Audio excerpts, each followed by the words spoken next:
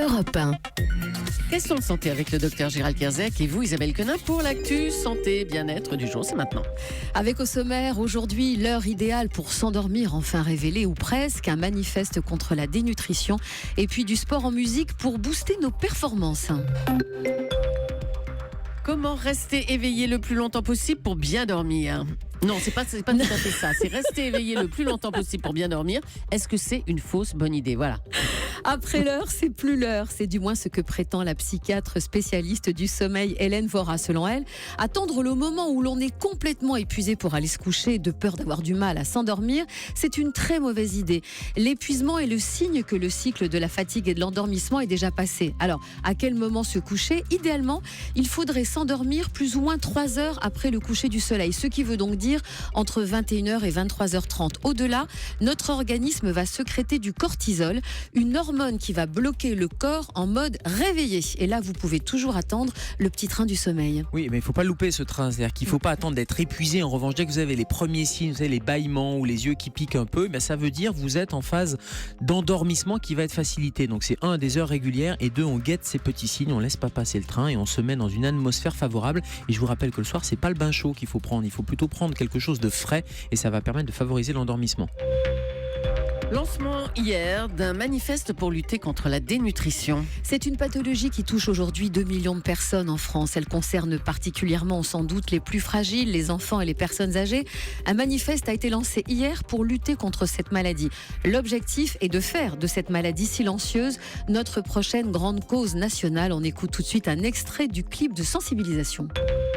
Signer aujourd'hui le manifeste de lutte contre la dénutrition, c'est s'engager pour faire de la dénutrition une grande cause nationale. C'est se fixer pour objectif que 0 personne âgée ne soit tuée par la dénutrition. C'est nourrir correctement 100% des malades et peser tous les patients de l'hôpital jusqu'à leur domicile. Parce qu'un enfant sur 10 est dénutri lors de son hospitalisation, nous proposons de créer un comité national de vigilance de la dénutrition chez l'enfant. Enfin, nous exigeons de valoriser le goût et le plaisir pour prendre soin de chacun et mettre fin à cette maladie silencieuse.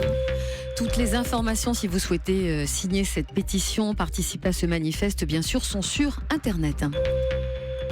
Les médecins sont plus fiables que les applications de santé. Encore heureux, Isabelle. Eh bien oui, mais ils l'ont vérifié. C'est une étude publiée dans la revue médicale américaine JAMA, Journal of the American Medical Association, qui prouve que les médecins en chair et en os, un peu comme celui que l'on a dans le studio, sont 2 fois plus susceptibles d'établir le bon diagnostic du premier coup que lors d'une consultation virtuelle. Les applications santé se multiplient tous les jours et l'idée était de vérifier leur sérieux et leur fiabilité.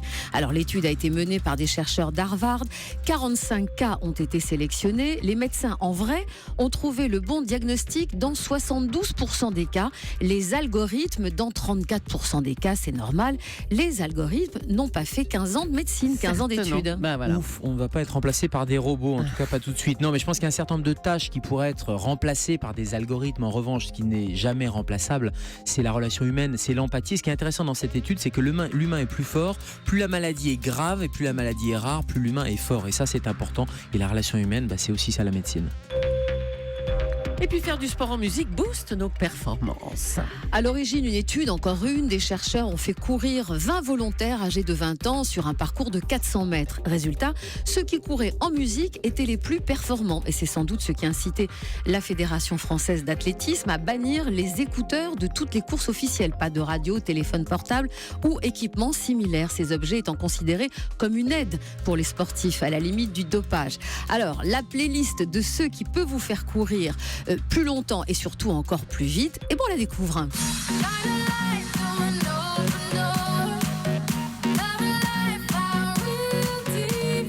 En tête du hit parade, c'est Rihanna, celle que les femmes et les hommes mettent dans leurs écouteurs pour aller courir, faire des abdos et tout, mais vous allez voir qu'elle n'est pas la seule. Numéro 2.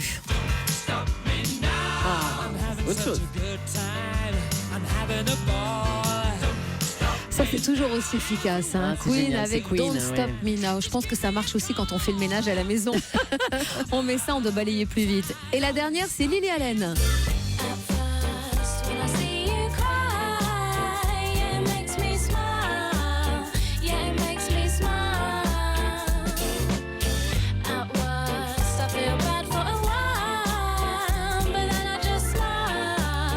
pas mal. Lily Allen avec Smile, ça donne non seulement envie de sourire, mais surtout envie de bouger. Merci Isabelle.